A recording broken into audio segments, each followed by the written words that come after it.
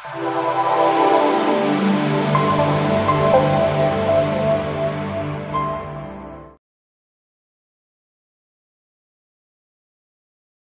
bien, bonjour à tous pour la conférence. Nous accueillons Philippe Lecœur pour cette première conférence de la journée, donc Product School, qui va. Bonjour à vous, Philippe. Bonjour. Bonjour. Également Melville Lenevet, donc étudiant, et moi-même, Laurence Canoff, assistant aux relations entreprises Polytech Paris-Saclay. La conférence va durer 50-55 minutes, c'est ce que nous avons prévu, avec une première partie donc pendant 25-30 minutes de présentation. Pendant ce temps, vous qui êtes dans la salle de conférence, vous pouvez, avec le chat, poser vos questions. Et ensuite, dans une deuxième partie, donc à partir de 9h30, pendant 20-25 minutes, eh bien, il y aura des réponses aux questions soit par le chat, soit en direct par le live, en sachant que chaque personne qui pose des questions voit ses questions, pas celles des autres. Par contre, voilà, le conférencier, donc Philippe Lecœur, voit les questions et peut y répondre. Melvin, un petit mot? Oui, donc les objectifs de la conférence, ça va être d'échanger sur les points techniques de la poursuite de thèse en France et à l'étranger. Et on va aussi aborder les éléments qui relèvent au final du choix personnel de s'engager dans le projet d'une thèse. Je vous laisse à vous, Monsieur Lecœur, la présentation. Merci pour cette introduction. Bonjour à tous. Donc, comme Melvin vient de le mentionner, quand on se pose la question de poursuivre en thèse, il y a la première question qui vient, bien évidemment, c'est pourquoi faire une thèse? Il est intéressant de se poser la question du débouché du doctorat, de voir comment est construite cette thèse, sachant qu'aujourd'hui, le contrat doctoral, c'est sur 3 années. De regarder un peu plus spécifiquement notre périmètre, le doctorat de l'Université Paris-Saclay, mais pas seulement, puisque le doctorat peut s'effectuer dans tous les établissements supérieurs, toutes les universités, je dirais même au niveau mondial. Et à la fin, ce qui est mentionné, on a structuré un peu en 2 parties, une première partie, et la seconde partie, on prendra un peu de temps pour des échanges et répondre à vos questions. Donc, je commence par les questions que l'on peut se poser, c'est-à-dire pourquoi aller vers une thèse. Faire une thèse, c'est vraiment un moment privilégié pour faire de la science sur un sujet, et c'est le doctorant qui va un petit peu choisir son sujet. On verra un petit peu quelle est la démarche de ce choix. Donc, ça veut dire avoir la gestion complète d'un projet scientifique sur 3 années et mener une démarche scientifique approfondie en collaboration entre des laboratoires, enfin entre l'équipe de recherche dans laquelle on va mener cette activité. Cette équipe, elle est en interaction avec d'autres équipes dans d'autres laboratoires. Donc, c'est une ouverture pour découvrir à la fois le monde de la recherche, je dirais académique au niveau universitaire, mais cette recherche, elle peut se faire aussi, elle se fait aussi très souvent dans le milieu industriel. Un point important, c'est que cela va permettre de développer une expertise et une méthodologie qui est liée à l'apprentissage par la recherche. Et ça, ce sont les outils, la méthodologie et les compétences qui sont aujourd'hui recherchées, aussi bien pour le milieu académique, mais aussi pour le milieu industriel. Ce que l'on va développer dans le cadre d'une thèse, ce sont aussi des compétences qui sont transférables, c'est-à-dire que ce que l'on va savoir mener en projet de façon très pointue, on saura ensuite le reproduire et le transférer sur des sujets différents, c'est-à-dire qu'on n'est pas condamné à travailler toute sa vie sur le sujet particulier de sa thèse, mais les compétences acquises sont des compétences transférables. On va développer des contacts au niveau industriel, dans les secteurs de pointe, c'est-à-dire dans les secteurs où il y a de la recherche et développement, de la recherche technologique. Cela peut se faire aussi à l'étranger. Un certain nombre d'entreprises recherchent des candidats doctorants pour mener le travail de thèse, non pas en France dans leur établissement, mais souvent dans leurs implantations à l'étranger.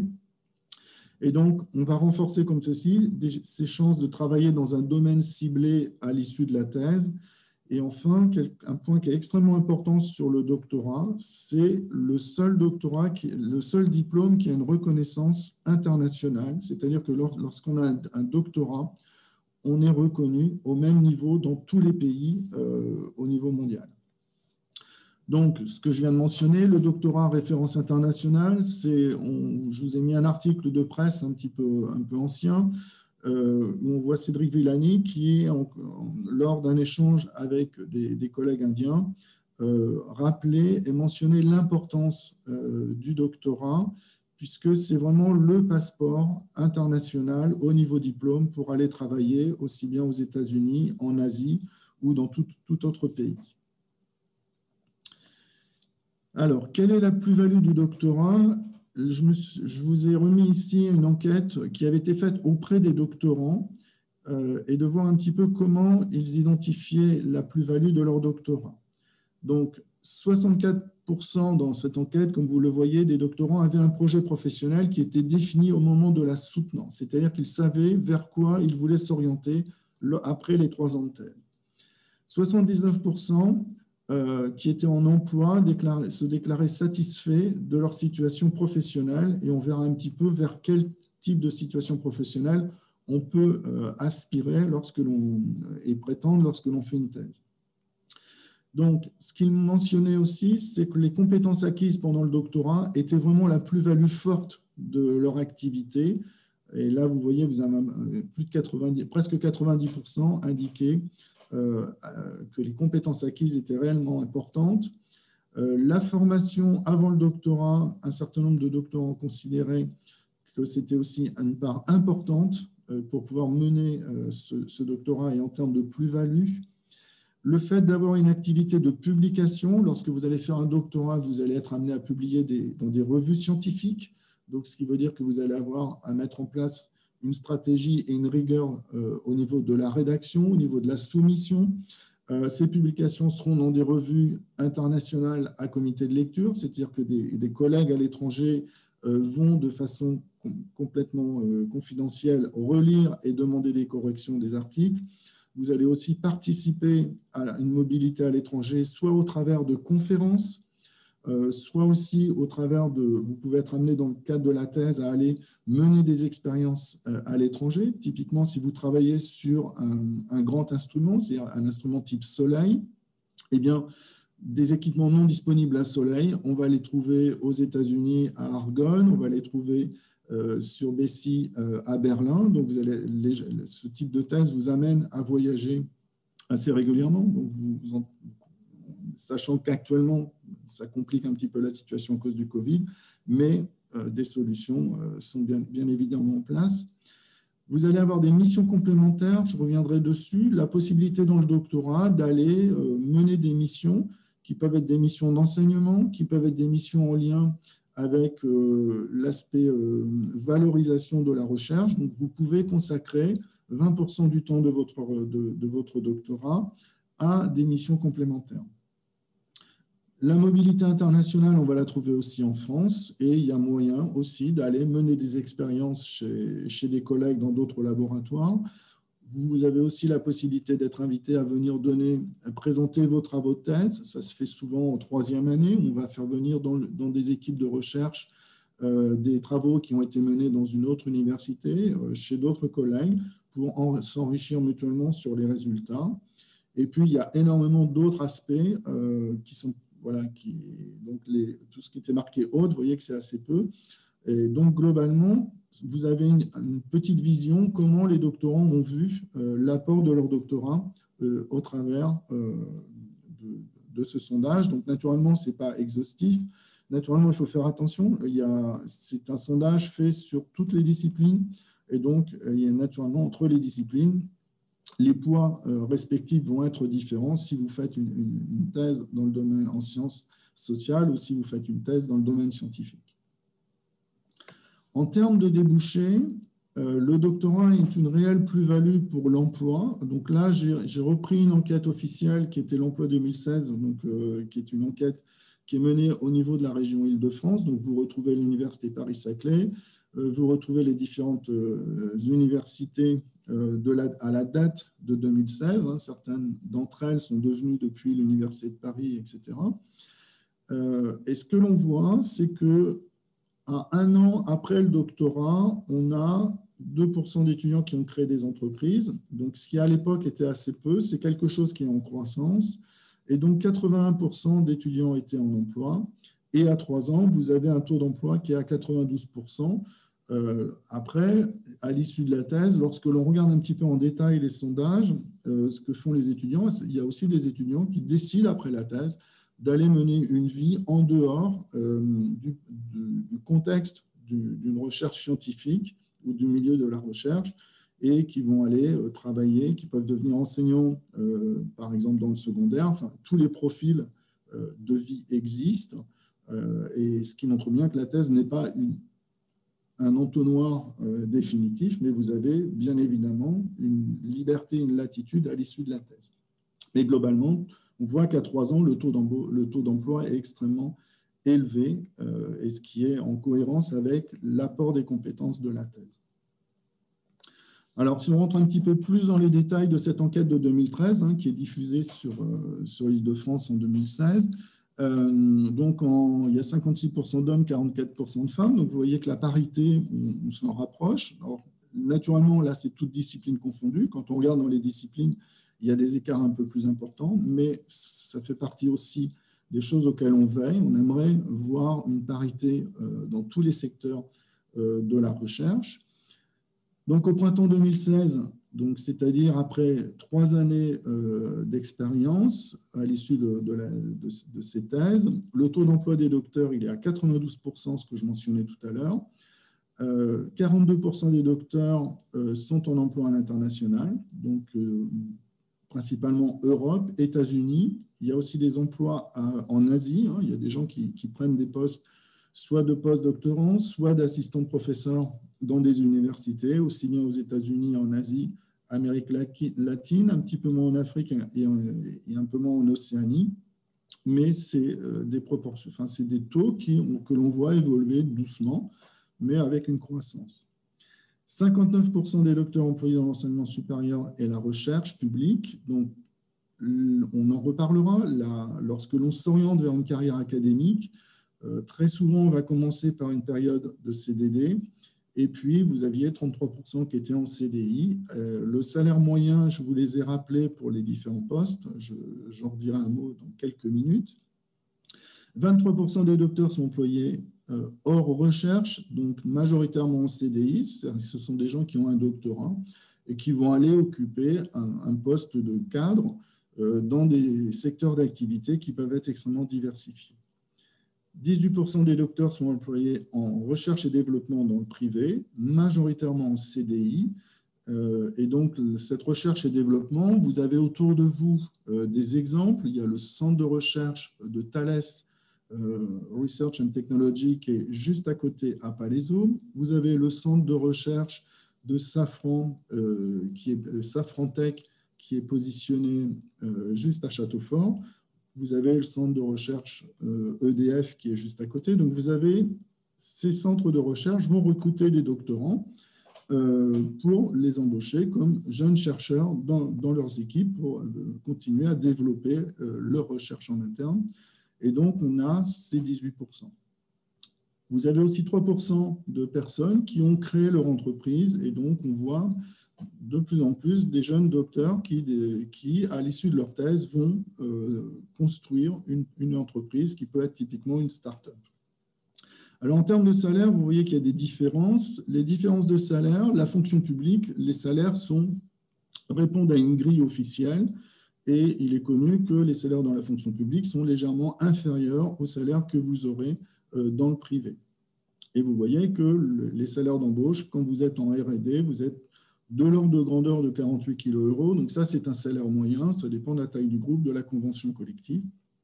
Mais globalement, vous voyez qu'il y a une vraie plus-value de faire une thèse, c'est-à-dire que vous ne perdrez pas en salaire à l'issue. Vous êtes à Bac plus 5, si vous allez vers une thèse, votre salaire n'en sera pas diminué, et bien au contraire. Alors, je vous ai remis deux annonces un peu types pour vous montrer que les entreprises recherchent des doctorants et embauchent, et vous trouvez dans le titre des offres, offre d'emploi docteur en électrotechnique homme-femme, offre d'emploi homme-femme, ingénieur docteur en microélectronique. Vous voyez que les entreprises cherchent ces compétences-là et quand elles les recherchent, elles le font de manière explicite. C'est-à-dire qu'elles vont chercher à recruter un docteur pour pouvoir mener une activité au sein de leur entreprise qui est plutôt, en général, dans le domaine de la recherche et technologie quand on regarde les domaines de l'ingénierie. Donc, Si on regarde un peu maintenant les deux types de débouchés, hein, je vous ai dit, vous avez quand on regarde les enquêtes, il y a des débouchés dans le public, il y a des débouchés dans le privé. Donc, au niveau du public, avoir un doctorat, c'est pouvoir aller candidater sur des concours de type chercheur, donc dans un laboratoire universitaire. Et ces concours, il y a des postes ouverts au CNRS, à l'INSERM, à l'INRA, à l'INRIA, donc dans ce qu'on appelle les EPST, les établissements publics à caractère scientifique et technologique. Et donc, ces EPST sont en général en co-tutelle sur les laboratoires des universitaires. Et donc, vous allez candidater sur le concours chercheur qui a lieu une fois par an. Le nombre de postes est assez faible, mais tous les ans, il y a quand même des élus et il y a quand même des collègues qui nous rejoignent via ce biais dans les laboratoires. Vous avez un deuxième domaine, un deuxième type de métier, c'est les métiers d'enseignants et chercheurs. Dans ce cas-là, vous allez avoir une charge d'enseignement et une charge de recherche. C'est globalement tous les collègues que vous avez en cours qui viennent vous faire cours dans vos formations. Et donc, ces types de postes sont directement rattachés à une université et les enseignants-chercheurs vont travailler en commun dans des mêmes équipes de recherche avec les chercheurs qui ont pu être recrutés via la voie du CNRS. Donc, on a dans les laboratoires deux populations. Et donc, c'est le choix de dire, je veux faire de l'enseignement et de la recherche, je m'oriente plus vers un métier d'enseignant-chercheur. Je veux faire de la recherche à temps plein, je m'oriente plus vers le CNRS. Aussi dans les laboratoires, une profession qui est particulièrement intéressante, où là, on va être plus sur le développement d'instruments, le soutien à la recherche, ce sont les métiers d'ingénieur de recherche dans ces mêmes laboratoires. Et donc, en général, les collègues ingénieurs de recherche sont des gens qui vont devenir vraiment très experts sur une technique et vont participer à toute l'activité de recherche du laboratoire, mais en étant beaucoup plus spécialisés dans une technique. Et on a un certain nombre de collègues qui font ce choix et parce qu'ils veulent pouvoir pousser aux extrêmes la technique qu'ils ont commencé à étudier et à développer pendant leur thèse. Et donc, on a des exemples dans l'université de collègues qui sont spécialisés dans des techniques, par exemple en caractérisation des matériaux, sur ce qu'on appelle le BSD, où on a des gens qui ont poussé cette technique à un point d'expertise extrêmement élevé. Et donc, ce n'est qu'un exemple parmi d'autres.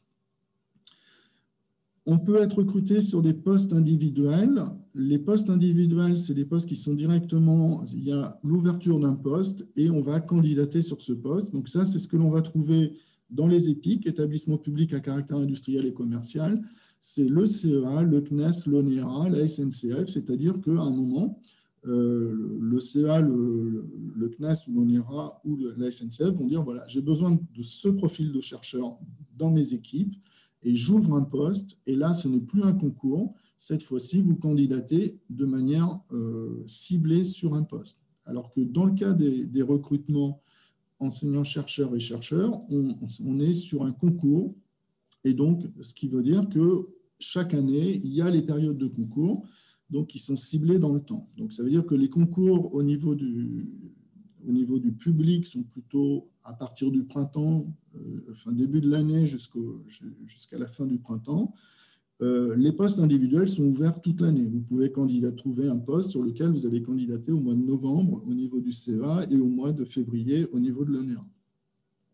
Vous pouvez aussi être recruté comme enseignant-chercheur dans une école. Les écoles mènent une politique de recrutement individuelle. C'est le cas de Centrale Supélec, des mines, l'Institut Télécom et de l'Essier. Donc, vous avez un poste qui est ouvert à l'instant T et vous candidatez sur ce poste avec des délais, bien sûr, de recrutement qui sont associés.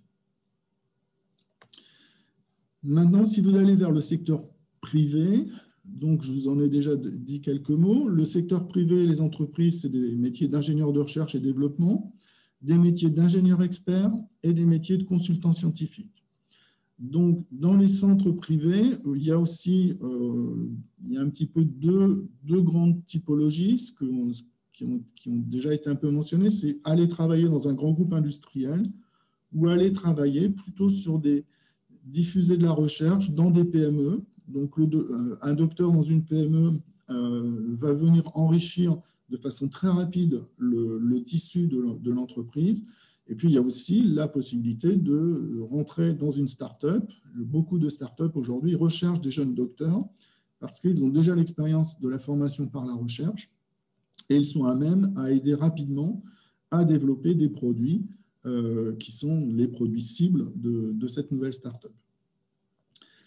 Donc, le diplôme de doctorat est très valorisé à l'international puisque ce que je vous disais, c'est le seul diplôme qui est reconnu au niveau international.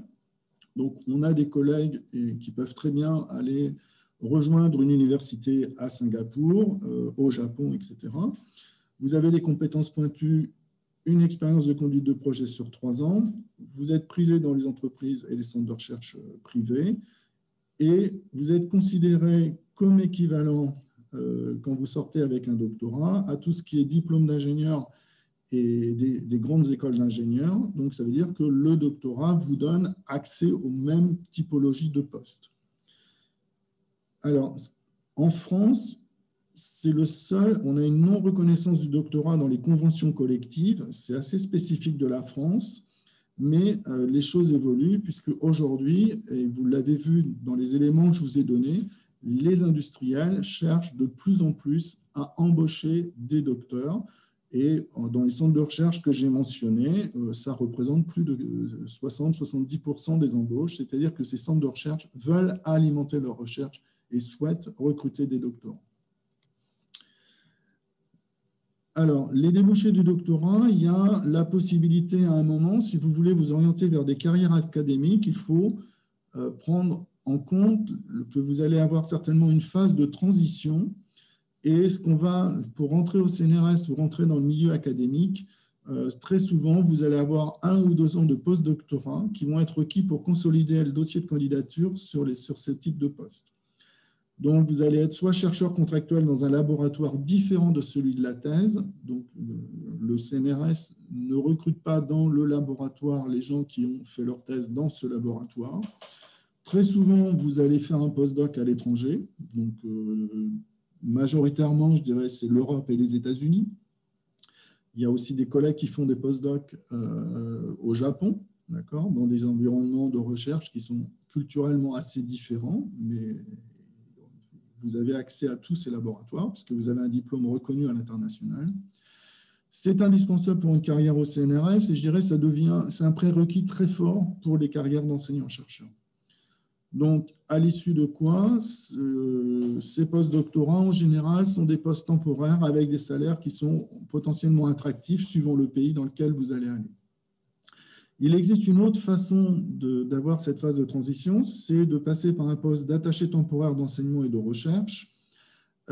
C'est un statut d'enseignant à temps plein, donc vous avez une charge d'enseignement comme les enseignants-chercheurs que vous avez en cours, sauf que c'est sur un contrat d'1 année et ça permet souvent de finaliser une thèse dans laquelle, il manque quelques mois de financement, souvent ce que l'on va faire, c'est qu'on va essayer d'aider les jeunes collègues par ce type de poste à pouvoir mener leur projet de thèse. Et ça permet d'acquérir bien sûr dans le même temps une expérience d'enseignement, et ce qui est quelque chose d'important, si vous voulez aller vers des carrières d'enseignants-chercheurs, on vous demandera d'avoir déjà un petit peu enseigné, d'avoir déjà montré un peu comment les choses fonctionnaient pour vous face à des étudiants. Alors, ces postes d'ATER, ils sont globalement, c'est mentionné, en perte de vitesse, c'est-à-dire qu'il n'y en a pas beaucoup. Ce qui se fait aujourd'hui majoritairement, c'est quand même la poursuite sur du post-doctorat pendant 1 ou 2 ans. Naturellement, si à l'issue de la thèse, vous n'avez pas trouvé de travail, vous avez le droit, la thèse est un contrat de travail, vous ouvrez des droits au chômage, ce qui est assez rare dans le domaine pour ce qui est de la physique et des sciences de l'ingénieur, mais ça peut arriver, toutes les situations peuvent exister, c'est un pourcentage très faible, mais il faut savoir que à la fin de la thèse, si vous n'avez pas trouvé de travail, vous avez des droits puisque vous avez obtenu un contrat. Alors, comment on va fonctionner pour s'orienter vers la thèse? La première étape, je dirais, elle doit être proactive, c'est-à-dire que c'est une motivation personnelle forte et vous allez déjà essayer de il faut commencer à réfléchir sur le type de projet professionnel que vous avez. C'est-à-dire, est-ce que vous voulez aller vers du public? Est-ce que vous voulez aller vers du privé? Ça ne veut pas dire que de faire sa thèse dans le public interdit d'aller dans le privé. Ça ne veut pas dire que faire sa thèse dans le privé interdit d'aller dans le public par la suite.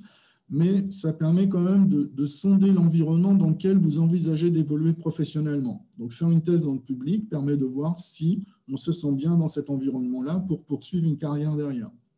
Donc ça conditionne un peu le choix du financement. Et je vous donnerai un petit peu la liste des financements, qui est pas, je vous donnerai un certain nombre d'exemples. Et donc, ce type de choix de financement, c'est bien sûr pas forcément la première priorité que vous devez avoir, mais elle va entrer en ligne de compte dans le choix du sujet de thèse. La priorité, je dirais, c'est le choix du laboratoire, le choix de l'équipe de recherche. Donc, vous avez un sujet de thèse qui peut être proposé, qui très souvent est proposé. Et donc, ça veut dire identifier un sujet de thèse qui correspond à vos aspirations. Vous êtes passionné d'astrophysique, vous êtes passionné par la Lune, c'est de chercher c'est de vous orienter, de réfléchir à aller faire des sujets de thèse de façon plus spécifique sur ce thème-là. Donc, les sujets de thèse sont proposés dans les laboratoires. Ils sont associés à des équipes de recherche. Donc, c'est aussi rencontrer l'équipe de recherche. C'est aussi échanger avec l'équipe de recherche pour voir si l'environnement vous convient. Donc, une façon de tester cet environnement, c'est le stage de troisième année. Donc, troisième année ingénieur ou troisième année quand on est en master, donc en M2. Et donc, c'est une expérience de quelques mois qui va permettre de vérifier deux choses, l'adéquation au sujet, et puis, est-ce que vous vous sentez bien? Est-ce que c'est l'environnement dans lequel vous souhaitez évoluer? Alors, ça veut dire que dans ce que je viens de mentionner, il y a quelques principes vraiment importants. Pour rentrer en doctorat, il faut vraiment avoir une vraie motivation scientifique. Parce que mener un sujet de thèse, vous n'êtes pas tout seul, hein, vous allez être accompagné. Mais mener un sujet de thèse, ça veut dire avoir un investissement fort. Dans le doctorat, il y a un aspect formation complémentaire qui est important. Et donc, il y a des modules, vous allez voir, qui vous sont proposés, etc. Et donc, il ne faut pas négliger cette partie formation complémentaire. Le sujet est important, mais il faut garder une ouverture de façon à garder une mobilité à la sortie de la thèse. Les choix de sujets de thèse et d'équipe d'accueil, je l'ai mentionné, c'est quelque chose qui est important. Il faut vraiment que l'adéquation, il faut que vous ayez envie et qu'il y ait une très bonne adéquation entre les deux.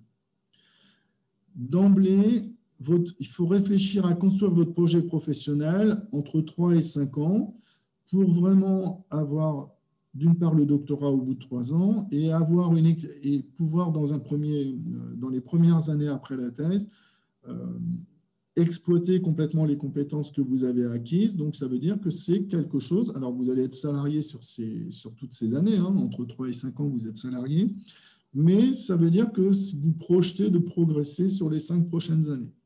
Donc, vous allez apprendre à travailler en équipe, vous avez une formation par la recherche, vous avez une capacité à synthétiser des travaux antérieurs de haut niveau, c'est-à-dire que vous êtes capable de reprendre un sujet qui a été abordé il y a, je dirais, disons, de façon très ancienne, ça peut être les années 50, ça peut être avant, et de reconstruire un cheminement de raisonnement pour comprendre comment ce sujet a évolué pour pouvoir vous positionner dessus. Il y a un esprit d'initiative, il y a une capacité à aborder des problèmes qui sont des problèmes ouverts, c'est-à-dire que la solution n'est pas dans les livres aujourd'hui, n'est pas dans les publications. Les publications ne sont qu'un pavage de l'évolution de la connaissance. La capacité à gérer un projet sur 3 ans, vous êtes dans un temps imparti, donc ça veut dire qu'il faut, dans ce temps imparti, arriver à construire des étapes, à repérer correctement vos points étapes pour pouvoir arriver à un résultat au niveau de votre thèse. Il y a la capacité à présenter ses travaux, à l'écrit, à l'oral et en général dans un contexte international, et la capacité à développer un réseau puisque vous allez travailler sur des sujets. Et aujourd'hui, la recherche elle est de plus en plus collaborative, c'est-à-dire que vous interagissez avec des chercheurs dans l'équipe, mais aussi en dehors de l'équipe. Donc, à l'échelle, typiquement, si on prend Paris-Saclay, vous pouvez interagir à l'échelle d'un certain nombre de laboratoires sur le plateau, mais aussi au niveau national et au niveau international.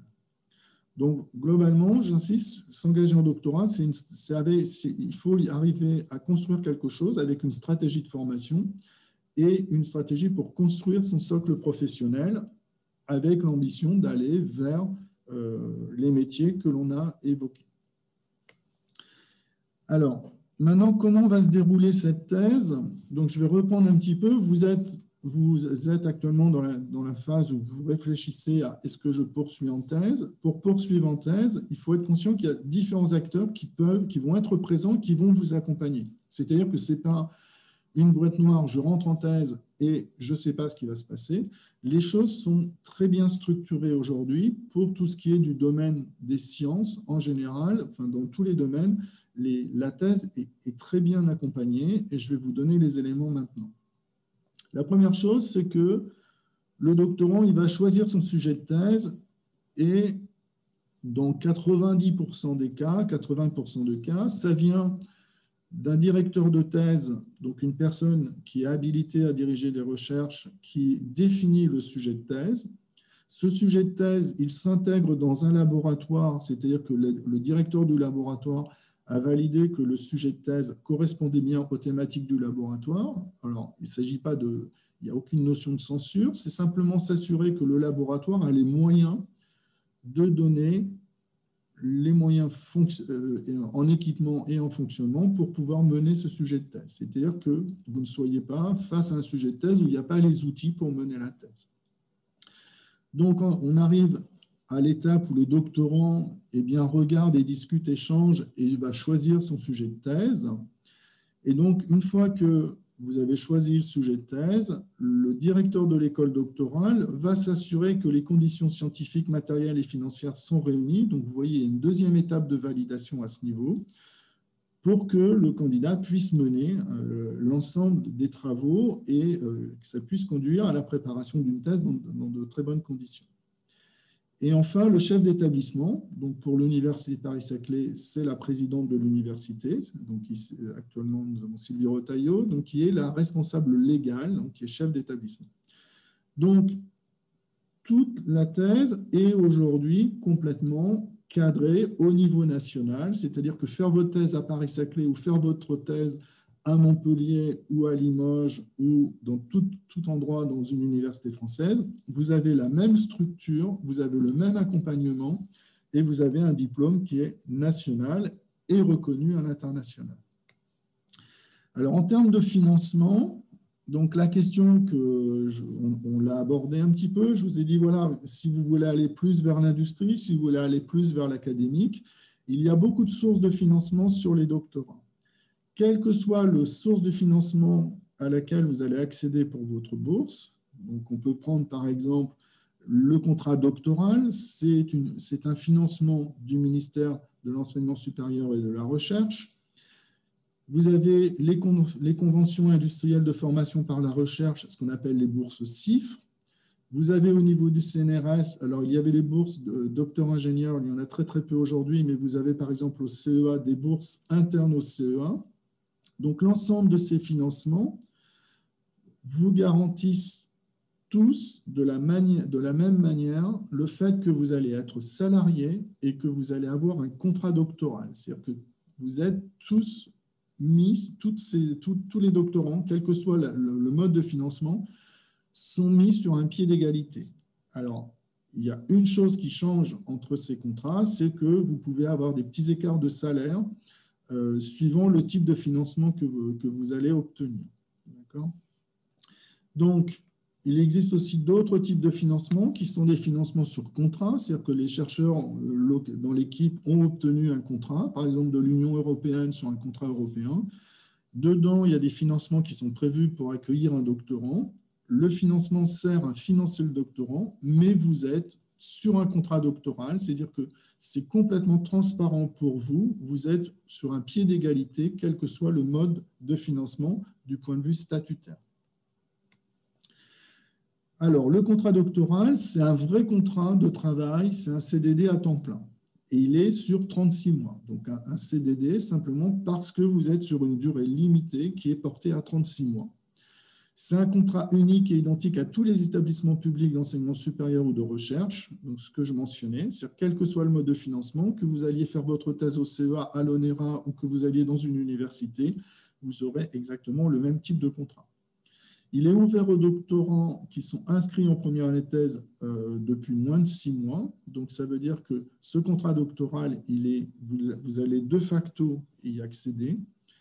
On peut, en termes de durée, quelquefois avoir une extension d'1 année, donc dans des cas particuliers, ou des prolongations. Typiquement, là, cette année, nous vivons une période un peu singulière. Et donc, en raison de la crise du Covid, il y a un certain nombre de contrats doctoraux, de façon même un peu systématique, les contrats doctoraux ont été prolongés de quelques mois et ça a fonctionné quel que soit l'organisme de financement. Vous avez une rémunération qui est minimale pour les bourses du ministère de l'Enseignement supérieur et de la Recherche. Donc ça touche plus, historiquement, il y avait des disparités entre les disciplines, suivant qu'on faisait, on était en sciences, enfin, on était en sciences sociales ou en sciences dures, d'accord, et il n'y a plus de différence, la bourse est la même pour tout le monde. Donc, ce que je vous disais, c'est que vous pouvez, au cours de votre thèse, être amené à mener une mission différente. Alors, je vous en ai listé quelques-unes ici. Donc, on peut avoir un contrat de recherche qui est à temps plein, donc il n'y a pas de possibilité de vacation, vous ne faites que de la recherche. Donc, ça, c'est en général, ça se produit assez peu, d'accord? Et vous avez la possibilité d'aller vers un contrat de recherche plus un temps d'enseignement qui correspond à 64 heures équivalent TD. Donc, en gros, l'enseignant va faire l'équivalent de 64 heures de TD ou de TP. Et donc, ça vous donne une première expérience, puisque chaque année, vous allez faire 64 heures. Donc, globalement, quand vous aurez fait vos 3 ans de doctorat, vous aurez réalisé l'équivalent du service annuel d'un enseignant-chercheur. Donc, vous aurez acquis une expérience en enseignement. Vous pouvez aussi avoir des missions en entreprise. Donc, ce sont des doctorants conseils. Donc, des entreprises vont solliciter les services de l'université pour avoir un support conseil. Et ce sont des missions qui peuvent être menées par les doctorants. Et puis, vous avez aussi des missions dans l'université. Donc, les missions dans l'université, ça peut être participer à la relecture et la préparation des dossiers quand il y a des dépôts de brevets.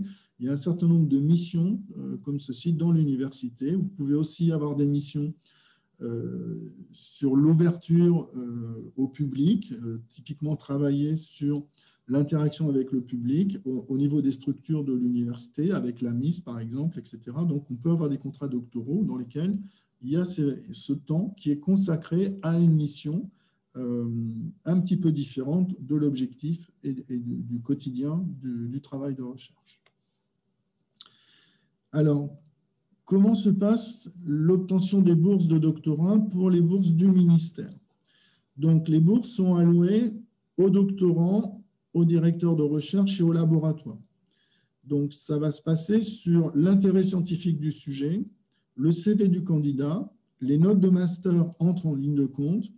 Donc, vous avez le montant brut mensuel, si je n'ai pas fait d'erreur, qui est de l'ordre de 1 670 €. Et donc, ces bourses-là sont accessibles par un concours qui a lieu une fois par an, c'est-à-dire qu'au mois de mars ou avril, vous avez identifié un sujet de thèse et vous allez candidater au niveau de l'école doctorale sur ce sujet de thèse. Et donc, ce concours, c'est un entretien. Au cours de l'entretien, vous avez un certain nombre de questions. Le jury va vérifier que vous avez un bon profil, que vous avez des bons résultats au niveau scolaire, mais aussi il va vérifier que vous comprenez le sujet, que vous en comprenez les premiers éléments d'enjeu et que vous identifiez déjà un petit peu comment vous pouvez commencer à paver ce sujet-là. Donc, ça veut dire que vous avez déjà réfléchi au sujet lorsque vous vous présentez sur le concours. Ensuite, pour ce qui est des contrats CIFRE, la situation est un peu différente puisque la CIFRE, c'est l'entreprise qui va vous embaucher. Donc, le laboratoire d'encadrement est extérieur à l'entreprise. Il est laboratoire d'accueil de l'école doctorale et le directeur de thèse est académique dans un laboratoire universitaire. L'entreprise, elle est forcément de droit français. Elle confie au doctorant un projet de recherche et de développement dans le cadre d'un contrat avec le laboratoire. C'est-à-dire qu'on va avoir, vous allez avoir un lien contractuel entre le laboratoire et l'entreprise, et c'est l'entreprise qui va vous faire votre contrat de travail. C'est un contrat de travail doctorant-entreprise, donc ça rentre complètement dans un cadre légal, encore une fois. On va avoir un contrat de collaboration entre le laboratoire et l'entreprise. Donc, vous allez passer un certain temps dans le laboratoire et vous allez passer un certain temps dans l'entreprise. La proportion n'est pas bloquée, d'accord ? Et puis, vous avez une convention qui va être passée par l'entreprise et l'ANRT, qui est l'Agence nationale pour la recherche et la technologie. Donc, maintenant, si on regarde un petit peu dans le déroulé de la thèse, vous allez avoir une organisation générale de la thèse au cours de laquelle vous allez avoir à la fois de la formation doctorale en première et en deuxième année, et on va arriver à la procédure de soutenance, et cette procédure de soutenance va s'assurer que vous avez validé un certain nombre de modules d'enseignement, quel que soit le mode de financement que vous avez fait, vous passez par l'école doctorale, et vous allez, comme ceci, mener à terme votre projet. Vous êtes protégé par ce qu'on appelle la charte du doctorant, qui est un engagement respectif, et vous avez un contrat qui va être signé entre le doctorant, c'est-à-dire vous, le directeur de thèse, le directeur du laboratoire et le directeur de l'école doctorale. Et tout ça pour s'assurer que vous êtes dans un cadre où vous pouvez à tout moment avoir des échanges lorsque vous rencontrez des difficultés. Donc, et naturellement, ça va vous accompagner. Cette charte du doctorat va vous permettre d'être accompagné jusqu'à la soutenance, d'accord ? Et vous défendez votre thèse à l'oral, et donc naturellement avec un certain nombre de conditions, c'est-à-dire que le diplôme est un diplôme international, donc on doit répondre à un certain nombre de critères. Et donc, vous devez avoir publié au moins un article dans une revue internationale à comité de lecture, si possible participer à des congrès internationaux. Vous avez un mémoire de thèse qui est soumis à 2 rapporteurs externes avec lesquels vous n'avez jamais travaillé, et vous avez validé vos modules complémentaires, et naturellement, les 2 rapporteurs émettent un avis sur votre thèse et autorisent la soutenance, et la soutenance a lieu devant un jury d'experts qui va de 4 à 8 membres, d'accord, où vous avez 45 minutes de présentation des travaux. Et je dirais la durée de la discussion sera certainement limitée uniquement par les trains ou les avions des membres de jury. En général, les membres de jury sont friands d'approfondir le sujet à l'issue de la soutenance. Voilà. Je ne vais pas vous donner beaucoup plus d'éléments pour le moment. Monsieur Lecoeur, pardon, je pense qu'on va passer à l'étape des questions. Voilà. Donc, pour conclure. Effectivement, c'était une présentation très complète. Alors, est-ce que de votre côté, déjà merci beaucoup pour votre présentation. Est-ce que de votre côté, vous avez déjà des questions SMS? Sinon, Melvin, je sais que vous aviez des questions, il me semble.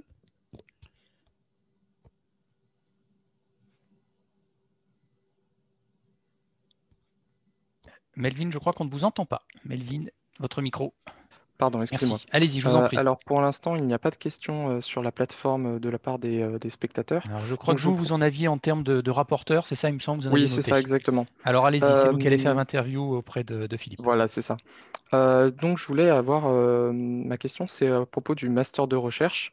Est-ce que cette formation complémentaire à un diplôme d'ingénieur, est-ce que c'est quelque chose d'intéressant pour préparer l'idée d'un projet de thèse pour un étudiant qui se trouve, par exemple, comme un étudiant de Polytech Paris-Saclay, qui se trouve étudiant ingénieur, donc il voudrait poursuivre par un projet de thèse et préparer son dossier.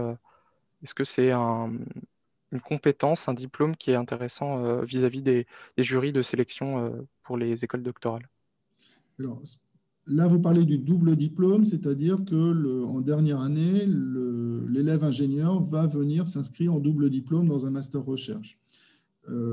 Et donc, en général, il y a un accord entre l'école et le master, et les responsables du master, pour arriver à trouver un compromis et identifier les unités d'enseignement qui sont importantes. Oui, c'est important parce que dans les unités d'enseignement du master, vous allez approfondir au niveau de 2 ou 3 unités d'enseignement, voire 4. Vous allez approfondir des thèmes importants et ce sont ces thèmes qui vont servir de socle à la mise en place de la thèse. Donc, je ne veux pas dire que ce n'est pas possible d'aller faire une thèse après un diplôme d'ingénieur, mais je dirais là, on augmente la part d'inconnu sur la capacité à mener la thèse, alors que si on est passé, si on a vraiment approfondi déjà un certain nombre d'unités d'enseignement, naturellement qui sont en lien avec le projet de thèse, ça facilite quand même beaucoup les choses. Ok, très bien, merci. Donc ma deuxième question, c'est à propos de l'habilitation à diriger des recherches. Est-ce que c'est un diplôme?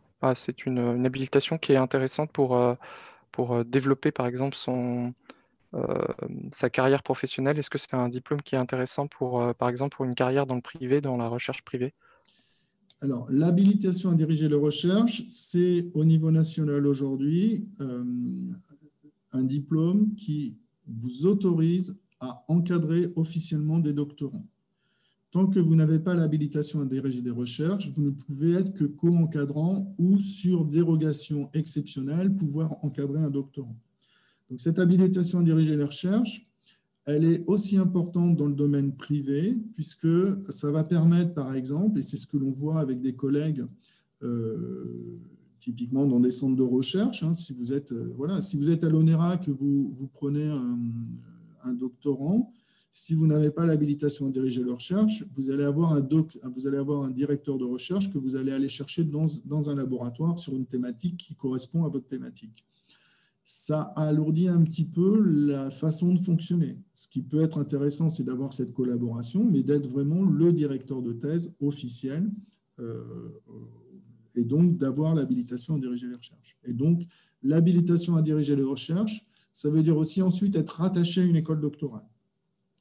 Et donc, ça conforte votre capacité à mener et à encadrer, et à développer aussi vos équipes de recherche. Alors, j'ai une autre question, c'est à propos, vous disiez que le doctorat pour le privé, il permettait par exemple d'obtenir un même type de métier qu'une grande école d'ingénieur.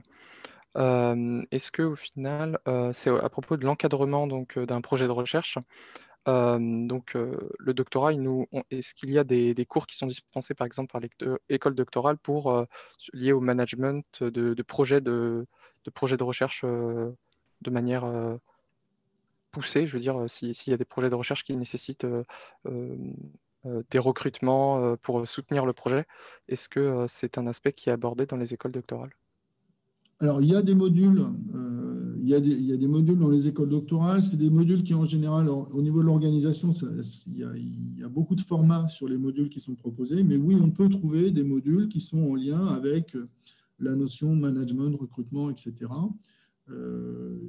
Ça, c'est quelque chose qui va se construire au moment du projet de thèse, d'identifier dans les modules proposés par les écoles doctorales. Et donc, Paris-Saclay est quand même très riche au niveau des modules. C'est assez facile d'aller chercher des modules dans différentes écoles doctorales. Vous avez une possibilité assez facile à ce niveau-là, une grande diversité. Et donc, vous allez choisir les modules qui correspondent à un petit peu les profils de postes que vous allez cibler après. Ensuite, les entreprises et les grands groupes industriels savent très bien s'il y a juste un manque sur un point dans le profil lorsqu'ils vous recrutent. Ils ont aussi des outils de formation, ils ont aussi une capacité à vous former en tant que jeune cadre dans l'entreprise. Et donc, globalement, soit vous allez acquérir, s'il n'y a pas, ce qu'ils veulent, ce n'est pas recruter des gens qui finalement ont un peu des trous partout dans la raquette. Simplement, s'il y a un trou dans la raquette, ils savent aussi vous accompagner dessus. Donc, il n'y a pas, voilà, je pense qu'il n'y a pas de difficulté par rapport à ça.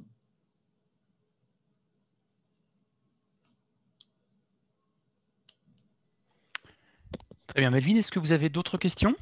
Non, c'est bon pour moi. Alors, effectivement, on a une question par le chat pour avoir la présentation donc, que vous venez de faire, Oui, Philippe. Effectivement, pour tous ceux qui nous regardent, qui nous écoutent, alors nous sommes montés à 56 au plus haut, hein, et là on est une cinquantaine à peu près. Effectivement, toutes les vidéos de la journée seront disponibles rapidement sur le YouTube du site Polytech, hein, Paris-Saclay. Donc, ce sera en ligne. Donc, voilà, pour la question qui est posée, bien sûr, tout sera disponible en replay rapidement, avant la fin de la semaine, je suppose. Alors, je vois qu'il y a d'autres questions. Je me demandais combien de temps en général prend le choix d'un sujet de thèse et la signature par les présidents d'université. Alors, le choix du sujet de thèse, c'est un petit peu le candidat qui va… Alors, il y a un peu deux façons de procéder. Donc, globalement, il y a des sujets qui sont affichés sur les sites de l'université, sur les sites de l'association Bernard Grégory. Je vous ai mis beaucoup de sites là. Les liens des sites, vous les aurez, hein, sur les transparents. C'est des liens où on va trouver des annonces de thèse, aussi bien dans le public, dans le privé. Donc, le choix, c'est un peu individuel. C'est-à-dire qu'on va dire, ben voilà, moi, je vais me concentrer sur ces 2 ou 3 sujets. Vous allez prendre contact avec les équipes de recherche.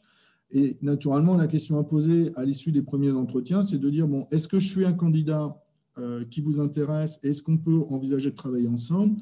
Ou est-ce que finalement, vous considérez qu'on ne va pas travailler ensemble? Ce n'est pas la peine d'attendre, d'accord? Il faut poser les questions de façon claire et distincte, de façon à avoir des réponses claires. Donc, si on vous dit oui, vous êtes le candidat que l'on souhaite soutenir, si c'est un contrat école doctorale, ben, ça veut dire que c'est une bourse, enfin, c'est une allocation du ministère. Il faudra passer le concours, ça veut dire qu'il faut se préparer à passer le concours. Globalement, les taux de succès au concours sont très bons. Si vous avez un bon dossier, si vous êtes très motivé, je dirais qu'il n'y a pas d'objectif majeur. Ensuite, si c'est une bourse de type, un financement de type CIFRE, c'est l'entreprise, c'est les RH de l'entreprise qui vont dire, voilà, on est d'accord pour que vous fassiez la CIFRE ou on n'est pas d'accord. Vous passez des entretiens dans l'entreprise. Ensuite, parallèlement, l'équipe de recherche qui vous accueille donne son accord, c'est-à-dire vous passez des entretiens aussi dans l'équipe d'accueil pour que l'on dise « Ok, cette personne-là correspond bien au sujet que l'on doit traiter ». Et l'entreprise regarde aussi, souvent la question de l'entreprise, c'est de dire à l'issue de la thèse, est-ce que cette personne, je vais la garder, comment je peux garder cette personne-là et comment je peux valoriser son sujet de thèse dans l'entreprise à l'issue de la thèse. Donc ça, c'est la question que l'entreprise et les RH auront. Et c'est quelle est la flexibilité sur le type de mission que je peux proposer à l'issue de la thèse. Donc voilà, je pense que ce qu'il faut, c'est la démarche, c'est identifier le sujet qui vous intéresse, commencer à regarder les sujets qui existent sur ce thème. J'ai un certain nombre d'exemples de gens qui ont créé leur sujet de thèse. J'ai notamment un étudiant qui a, pendant quelques mois, il avait commencé très tôt, il a fait le tour des laboratoires sur toute la région Île-de-France sur un thème qui l'intéressait, c'était de la nanophotonique appliquée à la biologie. Il a rencontré les équipes de recherche, il a pris rendez-vous, il est allé les voir. Et à un moment, ça a déclenché la volonté d'une des équipes, et c'est une équipe très, très visible au niveau international, qui a dit, cette personne-là, moi, je vais essayer de lui trouver un contrat doctoral. Et il a eu un contrat doctoral et il a fait sa thèse dans ces conditions. Donc, vous pouvez aussi initier aussi. D'accord. Alors, une dernière question. Est-ce qu'il y a un timing pour postuler aux offres doctorales dans l'année ou à partir de quand dans le temps? Alors, les timings, c'est les dates des concours des écoles doctorales. Donc, je n'avais pas toutes les dates hier, je vais essayer de vous rajouter les dates à peu près des écoles doctorales. Ne prenez pas ces dates comme définitives et faites bien attention que chaque école doctorale a des dates de concours un peu différentes. Mais le timing, c'est prendre contact très rapidement avec des équipes de recherche et identifier les équipes où vous avez envie de faire votre thèse. Ok. Alors, Melvin, si vous avez une dernière quelque chose à ajouter, sinon non, il me bon reste. Donc, je répète que cet enregistrement sera en replay, il sera disponible pour tous ceux qui veulent le revoir. Et il me reste un immense merci, Philippe Plucker, à vous remercier pour. C'était complet, hyper intéressant. Donc voilà, j'espère qu'on est remonté à 70. Là, on est monté à 80. Voilà, toutes les personnes qui nous ont suivis. Merci beaucoup à vous pour votre intervention. Merci encore une fois. Et puis, pour tous ceux qui nous regardent, je vous dis qu'on se retrouve dans 5 minutes, donc à 11 heures. Là, l'image va se couper, mais vous pouvez rester, si ça vous intéresse, en salle de conférence. La visio va s'arrêter et puis on se retrouve donc dans 5 minutes pour, La conférence pour la suivante. visio suivante. Merci bien. Merci à Merci. vous. Au revoir. Merci, au revoir. Au revoir.